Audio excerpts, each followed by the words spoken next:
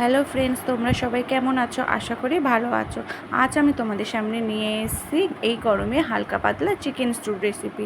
তার জন্য দেখো আমি কিছু সবজি কেটে নিয়েছি, আর কেটে নিয়েছি দুটো পেঁয়াজ, আর একটু আদা রসুন আর কাঁচা লঙ্কা নিয়েছি। প্রথমেই আমি কড়াইয়ের মধ্যে দিয়ে দিয়েছি সামান্য সাদা তেল। তেলের পরিমাণটা খুবই কম হবে। এবার আমি সমস্ত সবজিগুলোকে এক এক করে ভেজে নেব। প্রথমেই আমি দিয়ে দিয়েছি তেলের মধ্যে গাজরটাকে ভেজে দিয়ে তারপরে আমি তার মধ্যে দিয়ে দিয়েছিলাম ক্যাপসিকামটা হালকা করে ভেজে নিয়ে তুলে নেবার পর তার মধ্যে দিয়ে দিয়েছি কেটে রাখা পেঁপেগুলো ভাজা হয়ে গেলে তার মধ্যে দিয়ে দিয়েছিলাম আলুগুলো।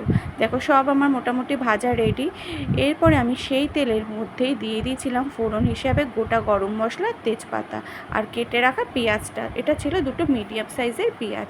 এবার পেঁয়াজটা হালকা ভাজা হলে তার মধ্যে দিয়ে দিয়েছিলাম মাংসটাও হালকা ভাজার পর তার মধ্যে সামান্য নুন আর একটু হলুদ গুঁড়ো দিয়ে ওটাকে নাড়াচাড়া করার পরে ওর মধ্যে দিয়ে দিয়েছিলাম বেটে রাখা পেস্টটা দেওয়ার পর একটু নাড়াচাড়ার পরে দিয়ে দিয়েছিলাম গোলমরিচ গুঁড়ো, আর দিয়ে দিয়েছিলাম ওর মধ্যে সামান্য একটু চিকেন মশলা। এটা অপশনাল, তোমরা নাও দিতে পারো।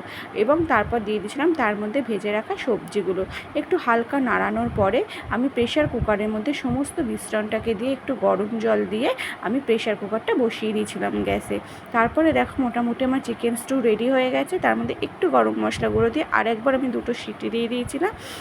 দেখো আমার চিকেন স্টু রেডি। কেমন লাগলো রেসিপিটা অবশ্যই কমেন্ট লাইক করে আমাকে জানিও। Thank you friends.